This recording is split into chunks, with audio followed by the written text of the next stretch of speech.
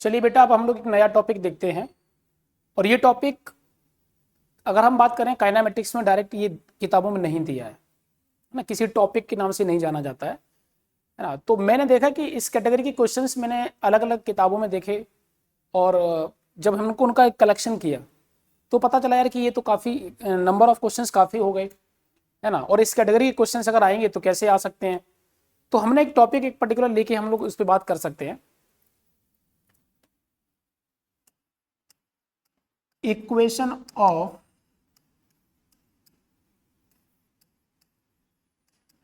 Trajectory.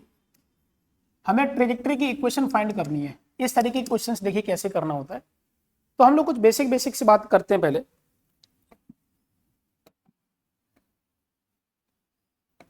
देखिए क्या मतलब है इसकी, पहले बेसिक इसकी थ्योरी समझते हैं।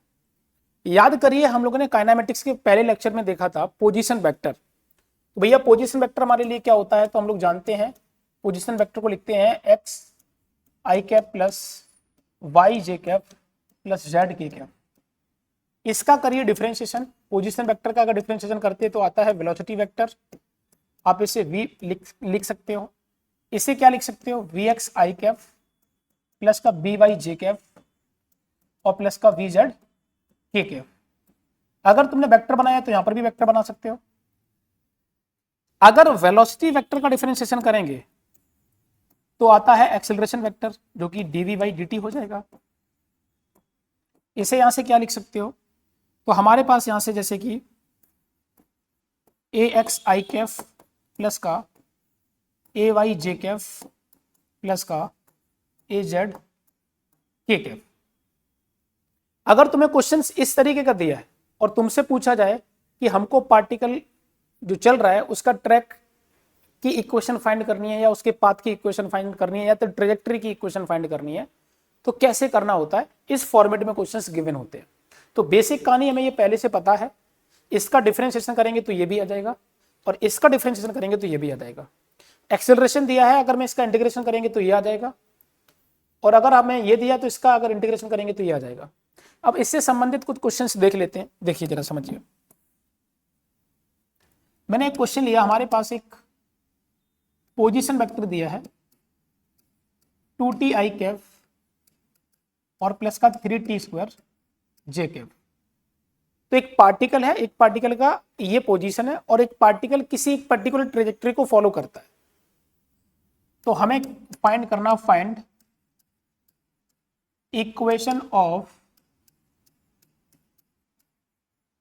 ट्रेजेक्टरी, या इक्वेशन ऑफ ट्रेजेक्टरी, या इक्वेशन ऑफ पाथ, जो भी है। देखिए कैसे करना है, फिर से इसे समझिए। अभी मैंने बताया था पोजीशन वेक्टर को हम लोग क्या लिखते हैं, तो लिखते हैं एक्स आई कैप प्लस का वाई जे कैप। आप इनसे इसे कंपेयर करिए, तो हमारे पास लिखा है 2t और इधर लिखा है y की वैल्यू 3t स्क्वायर। तो भैया आप यहां से क्या करेंगे, पहले t की वैल्यू यहां से निकालो, तो t हो जाएगा x/2। इस t की वैल्यू को उठा के आप यहां डालो, और ये देखिए y कितना आ जाएगा, तो y आ जाएगा हमारे पास, 3 को अलग कर दीजिए, और ये हो जाएगा x/2 का होल स्क्वायर। हमारे पास आ गया 3/4 एक्स स्क्वायर। पार्टिकली जो पार्टिकल है बेसिकली वो एक पैराबोला पाथ पर ट्रेवल करेगा। हाँ, एक अलग बात है कि वो एक पर्टिकुलर उसका पोजीशन वेक्टर दिया जरूर है, लेकिन वो चलेगा इस पाथ पर, कुछ ऐसे। पार्टिकल कुछ इस पर मूव करेगा, इस तरीके का। अब वो आपको कोऑर्डिनेट दिया है, तो किसी भी एक जनरल पॉइंट पर आपके पास ये पोजीशन वेक्टर हो जाएगा r।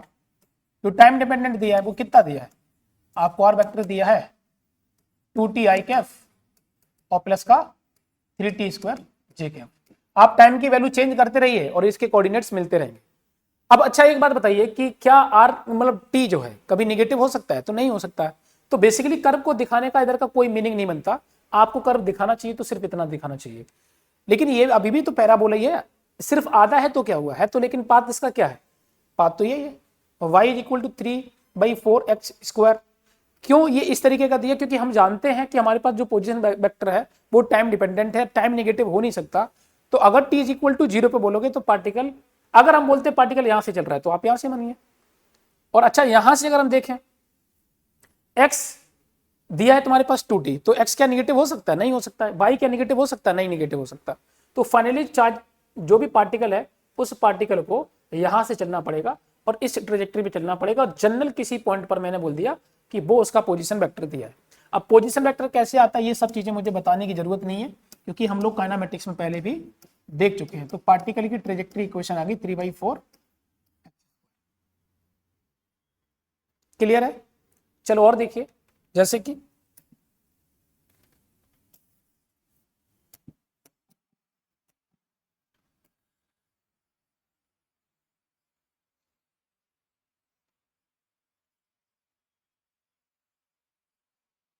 मैंने बोला कि हमारे पास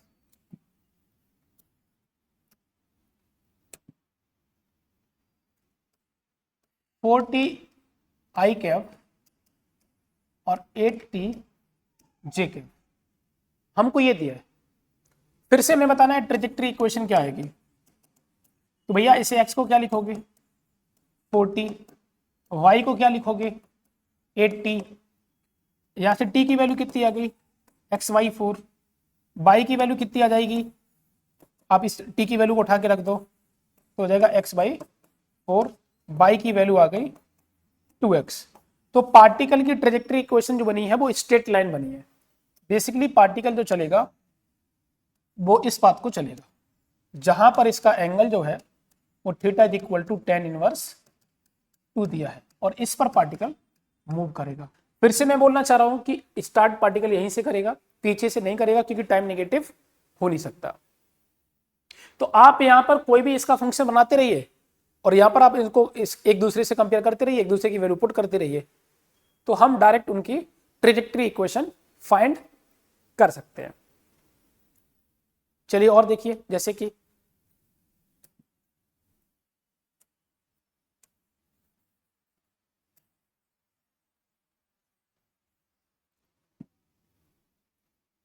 मैंने बोला हमारे पास लिखा है 2t आई कैफ e की पावर 3t और j कैफ। देखिए भैया हमें ट्रेजेक्टरी इक्वेशन फाइंड करनी है, तो क्या लिखेंगे, x की वैल्यू लिखी है 2t आई कैफ, x की वैल्यू तुम्हारे पास सीधा सीधा वेक्टर फॉर्म में लिखने की जरूरत नहीं, नॉर्मल लिखिए। x की वैल्यू क्या लिखी है 2t, और y की वैल्यू क्या लिखी है e to the power 3t। t की वैल्यू यहां से कितनी आ गई x/2, y की वैल्यू क्या लिखोगे e की पावर 3, और t की वैल्यू रिप्लेस कर दीजिए तो यहां से आ जाएगा x/2। तो y की वैल्यू कितनी आ गई e की पावर 3/2 इंटू का x। अब यहां पर कौन सी इक्वेशन आ गई, ये आपके पास जो इक्वेशन आ गई है वो एक्सपोनेंशियल कर्व आ गया। कौन सा कर्व आ गया, एक्सपोनेंशियल कर्व आ गया। तो भैया आप यहां से इसको ऐसे ड्रॉ कर दीजिए, ये पार्टिकल चलेगा सिर्फ इतने पर, ये बन गया y is equal to e to the power 3/2x, ये x एक्सेस और ये y एक्सेस। क्लियर है? ये लो भैया, उम्मीद करता हूं कि आपको समझ आया होगा। अब कुछ भी बनाते जाइए आप, मैं इसको लॉग बना दूं, जैसे फॉर एग्जांपल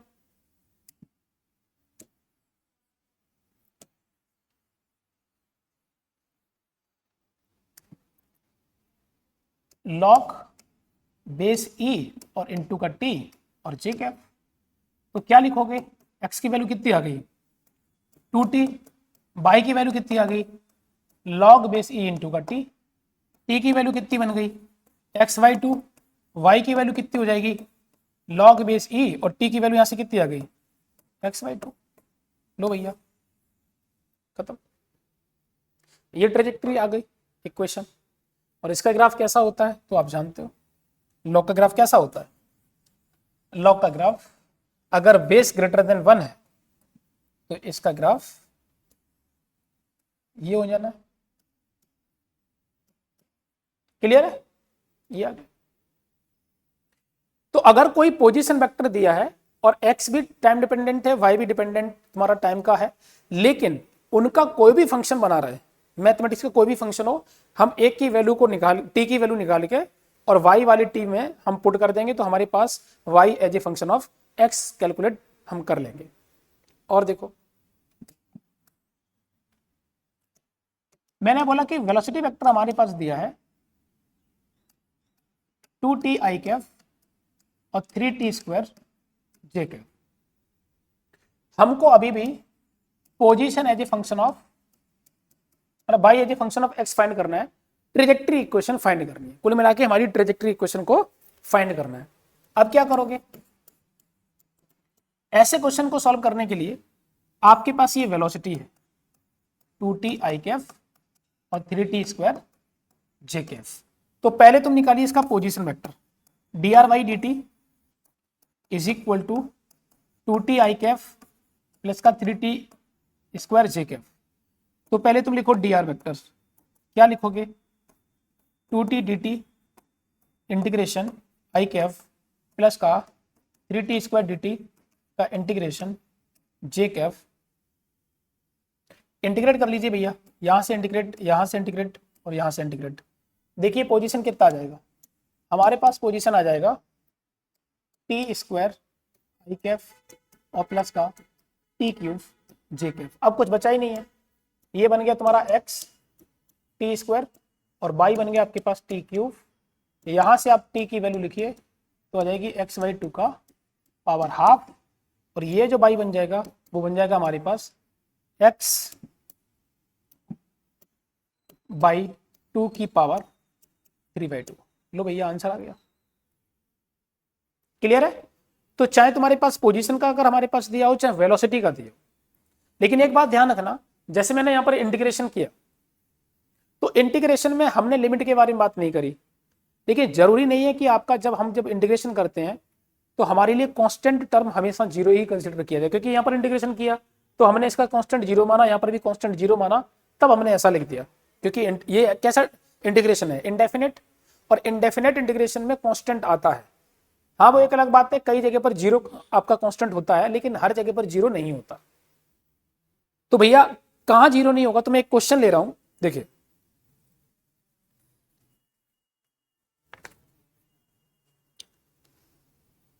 देखो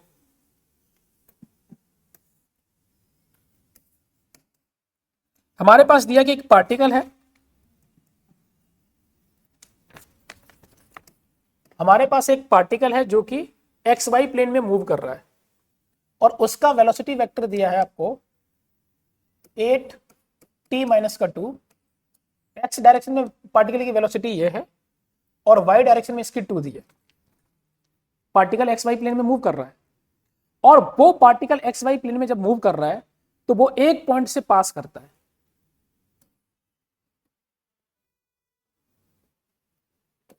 it is passes through at point 14,4, यहां से पास करता है। t is equal to 2 second. अब हमको इसकी ट्रेजेक्ट्री इक्वेशन फाइंड करनी है, तो आपको y as a function of x calculate करना है। कुल मिला के देखा जाए तो ये है क्या, समझिए, कुल मिला के देखा जाए तो हमारे पास ये है वेलोसिटी वेक्टर, लिखिए और लिखेंगे 8t माइनस का 2 आई कैफ और 2j के, यही लिखा आपके पास।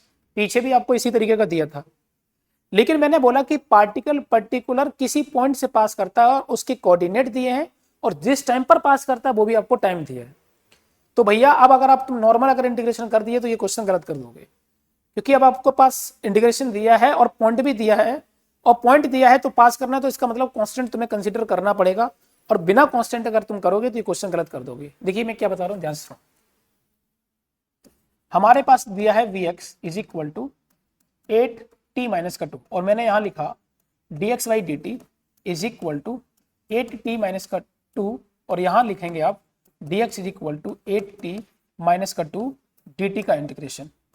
अब जब आप इंटीग्रेट करेंगे तो ये x आएगा, और ये आपके पास कितना हो जाएगा 4t स्क्वायर, भाई ये हो जाएगा t स्क्वायर बाई 2, तो ये कट जाएगा, माइनस का 2t और प्लस का c लिखना पड़ेगा। इसी तरीके से आपको vy के लिए भी लिखना है, ये कितना दिया है 2, तो dy बाई dt लिखिए यहाँ पर, और ये बन जाएगा आपके पास 2, तो dy is equal to 2 dt का इंटीग्रेशन।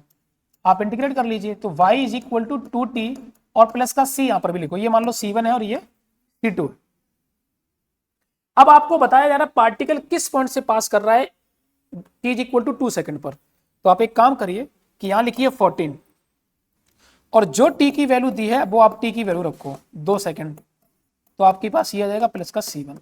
ये 16 है, 16 में से 4 गए तो 12, तो आपके पास आ गया 14 इज इक्वल टू 12 प्लस का c1, c1 की वैल्यू आ गई 2।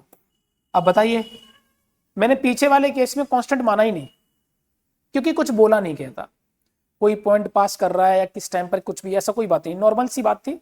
तो नॉर्मल केस में आपको नॉर्मल तरीके से इंटीग्रेट कर दीजिए तो आंसर आपका आएगा। लेकिन जब पॉइंट्स मेंशन किए जाएं या आपको लिमिट दी जाए उसकी, तो आप इस बात को ध्यान रखना, तब आपको उसके कांस्टेंट की वैल्यू भी निकालनी पड़ेगी। जैसे यहां पर निकाल रहे हैं हम, आपका बाई कितना दिया है 4, किस टाइम पर 2 सेकंड पर, तो C2 कितनी आ गई, C2 की वैल्यू तो 0 आ गई। देखो भैया, एक का कांस्टेंट आ रहा है, एक का नहीं आ रहा है, तो ऐसा नहीं कि हमेशा 0 होगा। ठीक है, देखिए आगे समझिए। तो मैंने क्या किया कि इसको यहां से मिटालता हूं और हमारे पास जो ट्रेजेक्टरी इक्वेशन है हम उसी को निकालते हैं। ध्यान से देखिए, हमारे पास ये आ गया x is equal to 4t square minus 2t और प्लस का 2, ये तो है तुम्हारे पास x। y कितना दिया तुम्हें, y की वैल्यू है 2t, तो तुम एक काम करो, t की वैल्यू यहां से निकालो और इसमें उठा के डालो, देखिए कितना आ जाएगा, x is equal to 4 y by 2 का whole square minus 2 y by 2 और प्लस का 2। देखा जाए तो कितना आ गया, y स्क्वायर माइनस का y और प्लस का 2। ये आ गई ट्रेजेक्टरी इक्वेशन। पार्टिकल जिस पाथ को फॉलो कर रहा है उस पाथ की इक्वेशन ये है। ठीक है, तो अच्छा क्वेश्चन है ये। उम्मीद करता हूं कि आपको ये बात समझ आई होगी। और देखिए एक बढ़िया क्वेश्चन,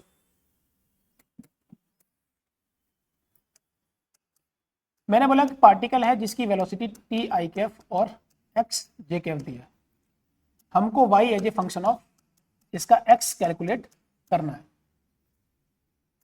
तो ये भी एक बहुत अच्छा क्वेश्चन है, देखिए कैसे करना है। यहां पर मैं क्या बोल रहा हूं, हमारे पास वास्तविकता में जो दिया है वो टी आई कैफ और एक्स जे कैफ जो है वो ये है वी एक्स और ये है तुम्हारे पास वी वाई।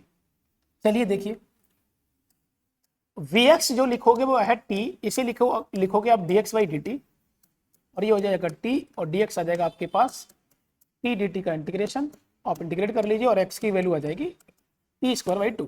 अब कुछ मेंशन नहीं किया तो आपको कांस्टेंट मानने की जरूरत नहीं है।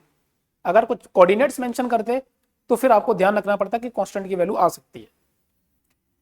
फिर अगला मैंने देखा हमारे पास वी वाई लिखा है एक्स, तो तुम पहले एक्स की वैल्यू यहां रखो, तो v y is equal to हमारे पास एक्स क्या है, तो एक्स है टी स्क्वायर बाई 2, आप लिखिए D Y by D T और is equal to T square by 2, तो D Y is equal to T square by 2 और डी टी का इंटीग्रेशन, ये हो जाएगा y is equal to t cube by 6। अब आपके पास ये वाली वैल्यू उठा के यहां डालिए, तो पहले तो आप क्या करेंगे, t की वैल्यू लिखिए, टी स्क्वायर जो आएगा वो आएगा 2x और t की वैल्यू आ जाएगी रूट 2x। ये वैल्यू यहां आई, इस वैल्यू को उठा के आप यहां डालिए, तो हो जाएगा y इज इक्वल टू 1/6 को बाहर निकालिए और रूट 2x की पावर 3 लिखिए। तो रूट 2 का अगर क्यूब करोगे तो कितना बनेगा, तो आपके पास आ जाएगा 2 रूट 2 अपॉन 6 और ये हो जाएगा आपके पास x की पावर 3/2।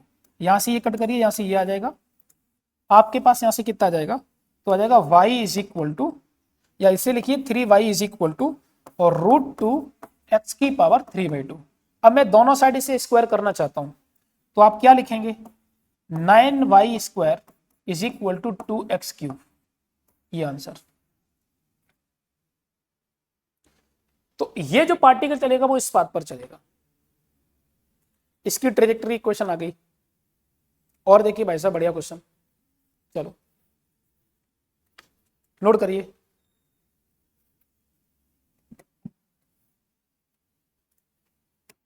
मैंने बोला हमारे पास एक वेलोसिटी वेक्टर दिया है, या पोजीशन वेक्टर ले लेते हैं, r is equal to 2t i cap और प्लस का 3t square j cap. Find angle between initial velocity and initial acceleration. Initial velocity और इनिशियल एक्सेलरेशन के बीच में हमें एंगल फाइंड करना है। तो भैया यहां से क्या लिखोगे आप? तो आपके पास जो x दिया है, आप इसको करिए पहले डिफरेंशिएशन। एक बार डिफरेंशिएशन करने से क्या आता है? तो हम जानते हैं वेलोसिटी वेक्टर आता है, तो हो जाएगा 2i कैप और प्लस का 6t जे कैप। इनिशियल वेलोसिटी लिखने का मतलब हो गया कि हमें टाइम की वैल्यू 0 लेनी है, तो आपके पास सिर्फ 2i आएगा। इसका एक बार और डिफरेंशिएशन करिए तो बनेगा dv बाई dt, और ये बन जाएगा आपके पास 6 जे कैप। इसमें तो आपके पास इनिशियल हो चाहे फाइनल हो, ये तो 6 ही रहना, क्योंकि टाइम डिपेंडेंट तो है नहीं। आपको पता चल रहा होगा कि वेलोसिटी और एक्सेलरेशन आपस में कैसे हैं, परपेंडिकुलर। तो इन दोनों के बीच में एंगल जो आएगा वो 90 डिग्री आएगा। क्लियर है? तो उम्मीद करता हूं कि ये बात आपको समझ आई होगी। और देखिए,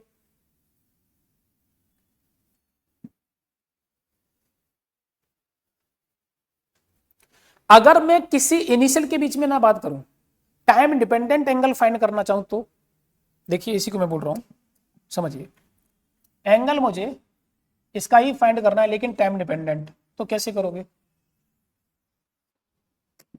मैंने बोला कि find angle between velocity and acceleration, तो क्या लिखोगे तुम? वेलोसिटी और एक्सेलरेशन के बीच में अगर एंगल फाइंड करना है तो क्या करोगे? तो आप कुछ नहीं, आप इसकी वेलोसिटी निकालिए, एक बार डिफरेंशिएशन करेंगे आएगा 2i कैफ और 6t जे कैफ, और यहां पर एक्सेलरेशन जो आएगा वो 6 जे कैफ आएगा। आपको मैंने बताया है पीछे कि कभी भी दो वेक्टर के बीच में अगर एंगल फाइंड करना है तो दोनों वेक्टर का डॉट करिए और उनके मैग्नीट्यूड से दोनों के डिवाइड कर दीजिए। दोनों का करिए डॉट, कितना आएगा? तो हो जाएगा आपके पास 36t, ये ऊपर आ गया क्योंकि इसके साथ 0 हो जाएगा, इसका मल्टीप्लाई इसके साथ होगा, 36t आएगा। नीचे करिए तो आपका जो a का मैग्नीट्यूड है वो तो 6 ही रहेगा, लेकिन वेलोसिटी का कितना हो जाएगा? तो लिखेंगे 2 का स्क्वायर प्लस का 6t का होल स्क्वायर, और इधर की तरफ जो आएगा वो आ जाएगा आपके पास 6 से 6 काटिए, यहाँ से ये आ जाएगा और आ जाएगा 6t अपॉन अंडर रूट में 4 प्लस 36t स्क्वायर। तो अगर हम टाइम डिपेंडेंट अगर एंगल फाइंड करना चाहें तो आप ये भी फाइंड कर सकते हो। इसकी ट्रेजेक्टरी इक्वेशन फाइंड करना चाहते हो तो वो भी फाइंड कर सकते हो। बात क्लियर है ना? ये पार्टिकल किस ट्रेजेक्टरी पे चल रहा है, तो आप बोलोगे सर x की वैल्यू दी है आपके पास 2t, मतलब t की वैल्यू आ गई आपके पास x/2, y की वैल्यू दी है आपको 3t स्क्वायर, तो आप इसकी वैल्यू उठा के यहाँ रख दीजिए, ये हो जाएगा आपके पास 3 और h/2 का होल स्क्वायर। ट्रेजेक्टरी ये है। तो कैसे कैसे अपना एंगल चेंज करेगा, क्योंकि ट्रेजेक्टरी पैराबोला है तो एंगल आपका लगातार चेंज होगा। अगर स्ट्रेट लाइन होता तो एंगल चेंज ही नहीं होता, और अगर एंगल चेंज नहीं होता तो फिर डायरेक्ट ये टाइम कांस्टेंट टाइम के रेस्पेक्ट में आता ही नहीं। ये टाइम के रेस्पेक्ट में इसलिए आया क्योंकि ये अपने कर्व को, अपना पार्टिकल जो है वो सीधा नहीं चल रहा है, तो किसी कर्व को फॉलो कर रहा है। कर्व हमारा कौन सा है? पैराबोला। उम्मीद करता हूं कि ये भी बात आपको समझ आई होगी। चलिए भाई साहब और आगे देखते हैं। एक और क्वेश्चन मैं लेता हूं, देखिए एक क्वेश्चन दिया हमारे पास, मैं लिख दू, पूरा क्वेश्चन ही लिखता हूं। If the velocity of a particle is defined by v is equal to 2t plus का 1 i cap plus का 3j cap and its position vector t is equal to 1 second is r is equal to 4 i Kaif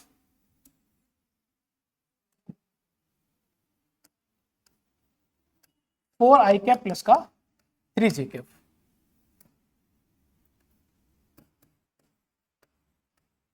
determine the path of particle. Particle का पाथ हमको determine करना है। तो भैया कुछ करना नहीं है, फिर से कहानी वही है कि आपके पास ये इस तरीके की कंडीशन दी है, तो एक क्वेश्चन पीछे कर चुके हैं, उसी तरीके से हमको सोचना है। सबसे पहले इस v को यहां लिखिए, और v वेक्टर को क्या लिखोगे, 2t प्लस का 1 i cap plus 3 j Kaif. आप यहां पर इसका इंटीग्रेशन कर दीजिए, तो डायरेक्ट इंटीग्रेट करता हूं मैं, टी स्क्वायर का प्लस टी, एक कांस्टेंट में यहां पर c1 मान लेता हूं i कैफ, और यहां पर 3t प्लस का c2 j कैफ, क्योंकि आपको कोऑर्डिनेट्स जैसे पोजीशन जैसी चीजें दी है, तो आपको यहां पर कांस्टेंट मानना ज्यादा बेटर होगा। तुम x को लिखोगे टी स्क्वायर प्लस का t और प्लस का c1, और तुम y को लिखोगे 3t प्लस का c2। तुम्हें कितने टाइम पर बोला जा रहा है, ये क्वेश्चन पीछे किया है हम लोगों ने, बिल्कुल मिलता जुलता वैसे ही है ये।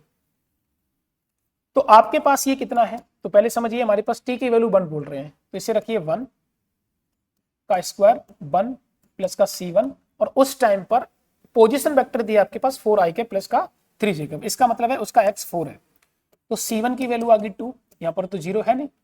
यहाँ पर देखिए उसका पोजीशन वेक्टर का y क्या है 3, कितने टाइम पर 1 पर, फिर से c2 की वैल्यू क्या आ गई 0। मिलता जुलता क्वेश्चन पीछे जैसा है ये। तो भाई साहब हम अगर देखें तो हम क्या लिख सकते हैं, टी स्क्वायर प्लस का टी और यहां से 2, और ये जो y होगा वो आपके पास हो गया 3t। आप t की वैल्यू यहां से निकालिए और पहली वाली एक्सप्रेशन में रख दीजिए, यहां रख दो, कितना हो जाएगा आपके पास हो जाएगा y स्क्वायर बाई 9 प्लस का y बाई 3 और प्लस का 2। लोगों एक और आ गई हमारे पास ट्रेजेक्टरी इक्वेशन।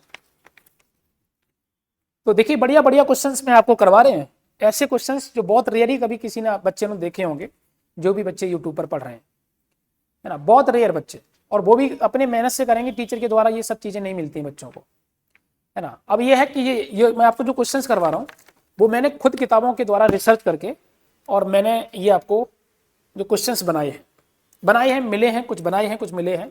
तो मैंने देखा कि यार ऐसे क्वेश्चंस एक अलग टाइप के क्वेश्चंस हैं जो कोई टॉपिक के नाम से नहीं जाने जाते।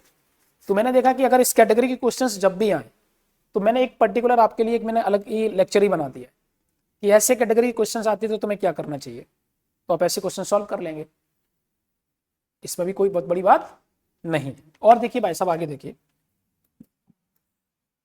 मैं ये कह रहा हूं कि हमारे पास एक एक्सेलरेशन दिया है, एक्सेलरेशन वेक्टर ले लीजिए और लिखिए यहां पर 2i कैप प्लस का 3t j कैप।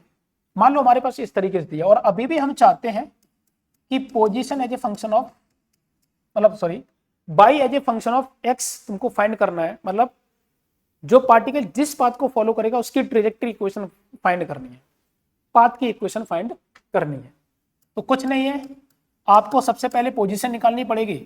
तो पहले क्या करोगे, एक्सेलरेशन हमारे पास दिया है 2i कैप प्लस का 3t j कैप, आपको वेलोसिटी फाइंड करनी है, तो क्या करना पड़ेगा, इंटीग्रेशन 2 का इंटीग्रेशन टाइम के रेस्पेक्ट में कितना होगा 2t, और इसका इंटीग्रेशन कितना होगा, तो बोलोगे 3/2 t square j cap.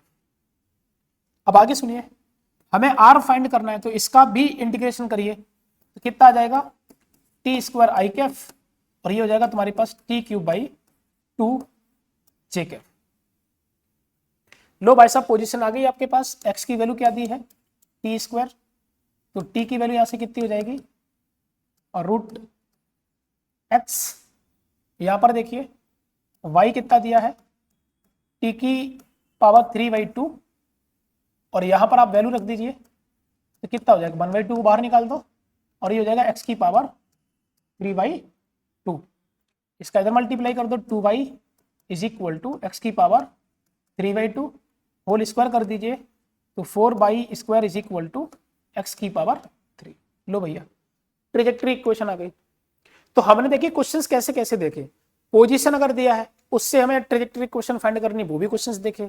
Velocity दी है उससे पोजीशन अगर हमारे पास ट्रेजेक्ट्री इक्वेशन फाइंड करनी, वो भी देखा।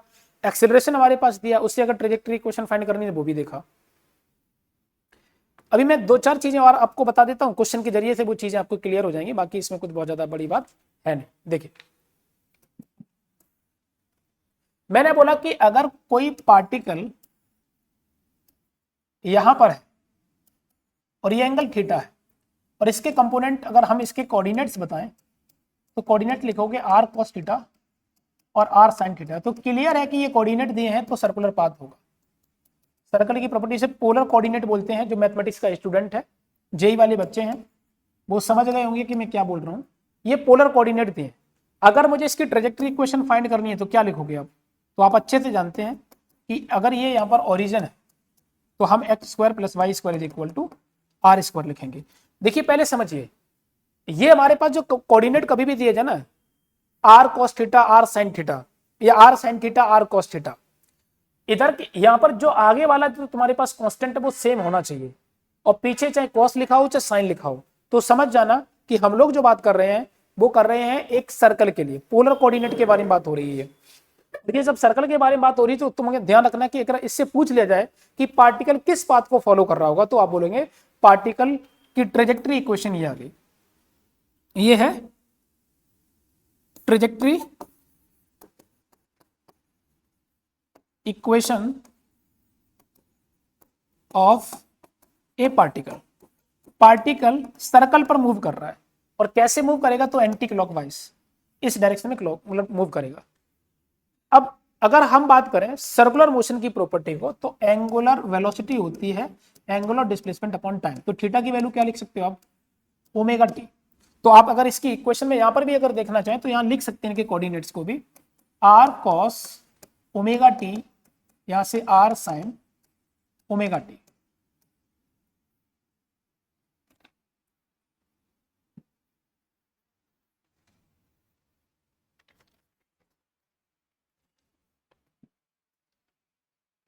ये मूव नहीं कर रहा है,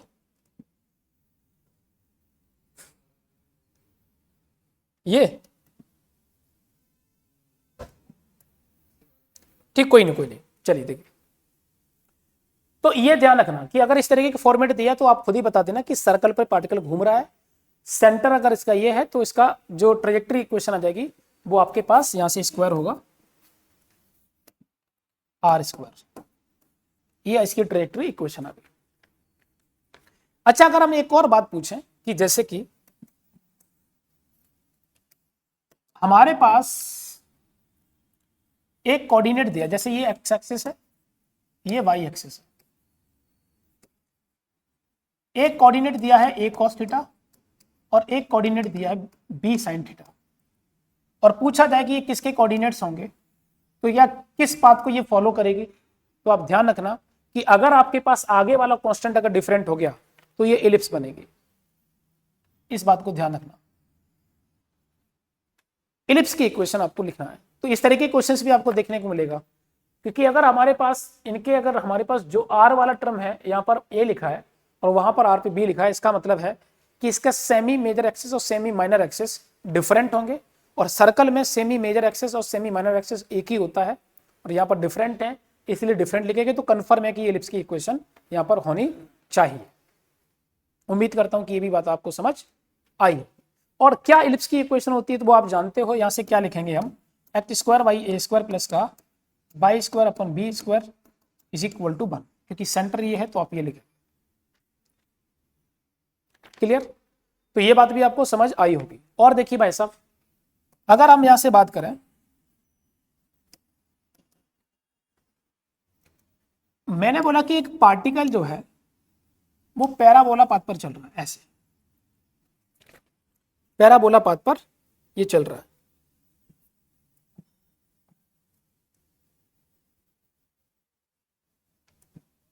और पार्टिकल जब यहां पहुंचा, मैं इसकी इक्वेशन भी लिख देता हूं, इसकी ट्रेजेक्ट्री इक्वेशन दी है y is equal to a x square, और पूछा जाए कि पार्टिकल जब यहाँ है तो जो सर्कल फॉर्म करेगा, भाई अब ऑब्वियसली बात है, हम ये बात जानते हैं कि ये एक ट्रेजेक्ट्री है, तो जहां पर भी कर्व दिखे उसका एक सर्कल फॉर्म जरूर होगा। तो हमें इसकी सर्कल की इक्वेशन फाइंड करनी है। Find the equation of circle. हालांकि बोला जाता है कि find the equation of curvature, अब कर्वेचर यहां पर सर्कल है तो सर्कल ही होगा।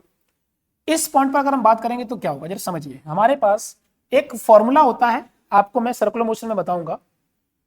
हम लोग क्या लिखते हैं फॉर्मूला को कि आर जो है वो 1 plus dv by d x का होल स्क्वायर की whole power 3/2 upon d square by d x square. ये फॉर्मूला का यूज करेंगे तो हम वहां पर इसकी रेडियस फाइंड कर सकते हैं, और कंफर्म है कि इसकी जो रेडियस आएगी वो यहां से ये आएगी, और ये कोऑर्डिनेट बनेगा वो 0,r बनेगा। तो भाई साहब यहां से क्या होगा, जरा निकाल लेते हैं। पहले आप निकालिए इसका dv बाई डी एक्स, तो dv बाई डी एक्स आ गया 2ax, और आप अगर ओरिजिन पर निकालना चाहते हो क्योंकि पार्टिकल इस जगह पर है, तो यहां पर x की वैल्यू 0 हो गई। ये भाई साहब अगर एक बार और डिफरेंशिएशन करिए तो हो जाएगा हमारे पास 2a, क्योंकि इसका कांस्टेंट जो हमारे पास है वो टर्म रहेगा, x वाला टर्म खत्म हो जाएगा। आप रख दीजिए यहां पर वैल्यू, हमारे पास हो जाएगा 1 प्लस 0 और नीचे हो जाएगा हमारे पास 2a। तो r की वैल्यू कितनी आ गई 1/2। सर्कल आपको मालूम है सर्कल किस तरीके का दिख रहा है, तो इसके अकॉर्डिंग अगर हम देखें तो सर्कल की इक्वेशन क्या होनी चाहिए बताओ भैया।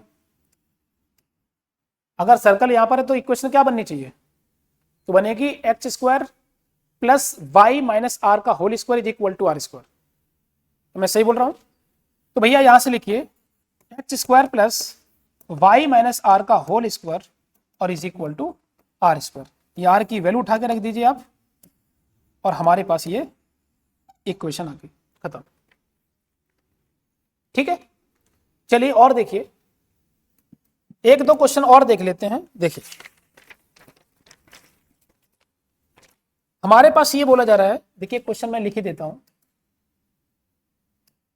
ए पार्टिकल, ये क्लास का असाइनमेंट है जो बच्चे जेई की तैयारी करते हैं, नीट की तैयारी करते हैं उनके लिए, लेकिन इसमें कुछ क्वेश्चंस मैं नीट में डालता हूं जिनका स्टैंडर्ड बहुत ज्यादा है, मैं उनको हटा देता हूं, और बेसिक क्वेश्चंस मैं नीट वाले के लिए डालता हूं। और जो बच्चे नीट के लिए जैसे हैं, जैसा उनका पेपर है उसी के हिसाब से, उसी के स्टैंडर्ड से मैं फ्रेम उनके क्वेश्चंस भी किया हूं, है ना। अच्छे अच्छे क्वेश्चंस उनके भी डालता हूं, लेकिन स्टैंडर्ड थोड़ा सा कम। देखिए, a particle move according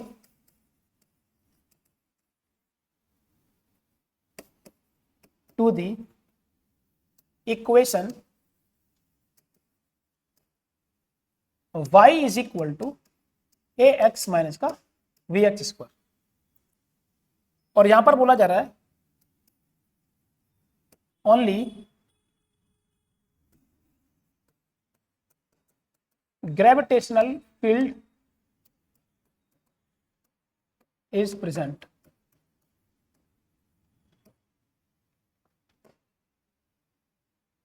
find the initial velocity of a particle. जो पार्टिकल आपको दिया है उसकी इनिशियल वेलोसिटी फाइंड करनी है। अब आपको ट्रेजेक्टरी इक्वेशन दी है, पार्टिकल जिस पे चल रहा है, अब उल्टा पूछ रहा हूं, ट्रेजेक्टरी इक्वेशन दी है और आपको वेलोसिटी वाला टर्म पूछ रहे हैं आपसे। देखिए हमारे पास y इज इक्वल टू लिखा है ए एक्स माइनस का वी एक्स स्क्वायर। तो भैया पहले आप एक बार इसका डिफरेंशिएशन करिए टाइम के रेस्पेक्ट में, तो आ जाएगा आपके पास d Y by D t is equal to a d x by D t minus का 2bx और d x by D T.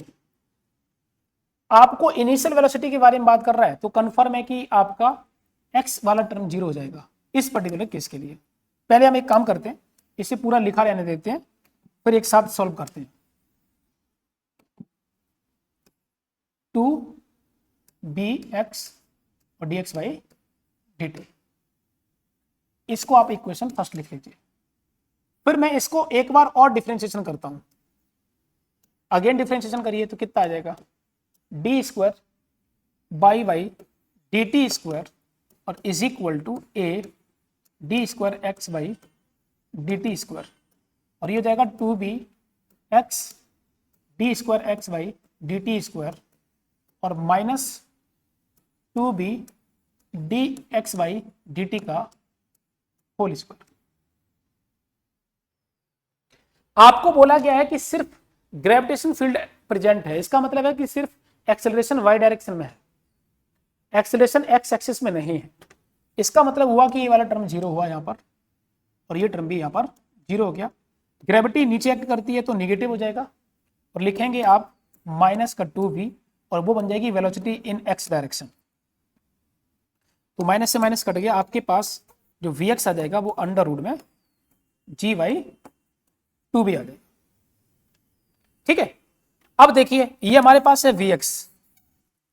अच्छा, अगर आपको vy निकालना है तो क्या करोगे, तो भैया इस वाली इक्वेशन में फ्रॉम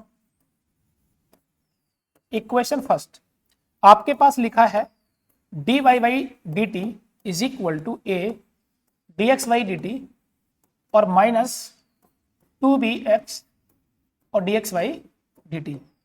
तो अगर आपको इनिशियल चाहिए तो ये टर्म यहां पर भी जीरो हो गया। मैं इसको इधर से मिटा देता हूं,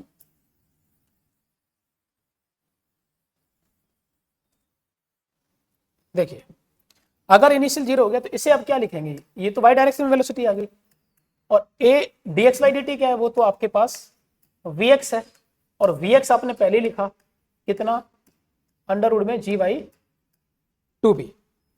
तो अब क्या लिखेंगे आप, तो v जो होगा वो होगा, दोनों परपेंडिकुलर हो गए, y डायरेक्शन की वेलोसिटी और x डायरेक्शन की क्या हो गई, परपेंडिकुलर हो गई। तो आप दोनों की वैल्यू को रख दीजिए, vx कितना आ गया g बाई 2b और प्लस का a square g by 2b। क्या मैंने सही लिखा है? तो भैया आपके पास जो v आ गया वो कितना आ गया, यहां से आप g बाई 2 को कॉमन ले लीजिए और अंदर बचेगा 1 प्लस ए स्क्वायर। लो आ गई इनिशियल वेलोसिटी। हालांकि जो क्वेश्चन हम लोग ये सॉल्व कर रहे हैं ये मेथड इसका एक है, लेकिन दूसरा मेथड एक हमारा पास और भी है, वो है हम लोगों को प्रोजेक्टाइल मोशन के द्वारा। जब हम लोग प्रोजेक्टाइल मोशन की उसकी इक्वेशन, ट्रेजेक्टरी इक्वेशन फाइंड करते हैं, तब भी हम इस क्वेश्चन को सॉल्व कर सकते हैं। उसकी इक्वेशन जो होती है वो y is equal to x tan theta minus का g x square upon 2u square cos square theta. उससे हम जब कंपेयर करेंगे तब भी हम इस रिजल्ट को निकालेंगे, जब बताएंगे आगे चल के। अभी के लिए आपको नहीं ध्यान देना है, अभी के लिए सिर्फ इतना सोचना है। उम्मीद करता हूं कि ये भी बात आपको समझ आई होगी। एक और लास्ट क्वेश्चन देखिए इसके ऊपर। देखिए हमने बोला कि एक पार्टिकल है, एक और क्वेश्चन लिख लीजिए आप। एक पार्टिकल हमारे पास दिया है जो ओरिजिन से स्टार्ट कर रहा है, ठीक है। मैं एक इक्वेशन बता ही देता हूं सीधे सीधे, क्योंकि उसके लिए लिखना पड़ेगा। आपको क्या क्या गिवन है, गिवन ये है कि अल्फा जो है, मतलब आपके पास एक्सेलरेशन दिया है y डायरेक्शन का जो कि अल्फा है, और पार्टिकल की ट्रेजेक्टरी इक्वेशन दी है y is equal to beta x square. ये है ट्रेजेक्टरी इक्वेशन, और आपसे पूछा जा रहा है कि हमको फाइंड करना है, फाइंड vx फाइंड करना, वेलोसिटी इन एक्स डायरेक्शन वाला कंपोनेंट फाइंड करना है। Its velocity component in x direction is, तो कितना हमारे पास ये आएगा, हमको ये फाइंड करना है। तो चलिए भैया देख लेते हैं, ध्यान से देखिए। हम अगर हमारे पास क्या क्या दिया है पहले इसे समझिए। क्या मैंने एक्सेलरेशन आपको x का दिया है, और अगर x का नहीं दिया तो क्या मानोगे, जीरो। देखो हमारे पास लिखा है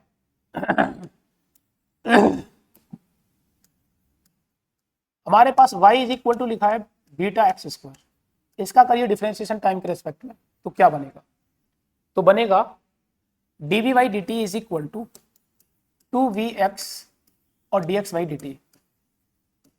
ठीक है, इसका मैं एक बार और डिफरेंशिएशन कर लेता हूं, तो देखिए क्या आएगा हमारे पास।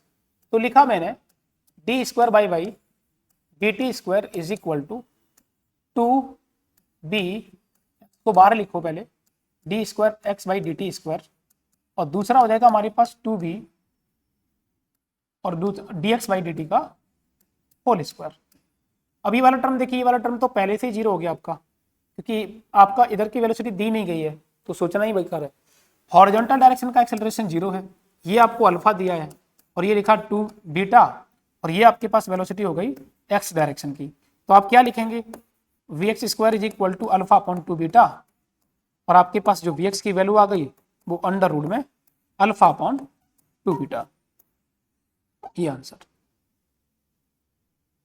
तो देखिए भाई साहब, इस तरह के क्वेश्चंस जो मैंने आपको कराए, मजा आ गया होगा आपको। जो मैं आपको कराए हैं ये क्वेश्चन बहुत अच्छे क्वेश्चंस हैं। ये समझिए कि मैं एक कॉन्सेप्ट पूरा काइनेमेटिक्स में जितने भी इस टाइप के क्वेश्चंस जो देखने को मिलते हैं वो मैंने एक साथ करा दिया।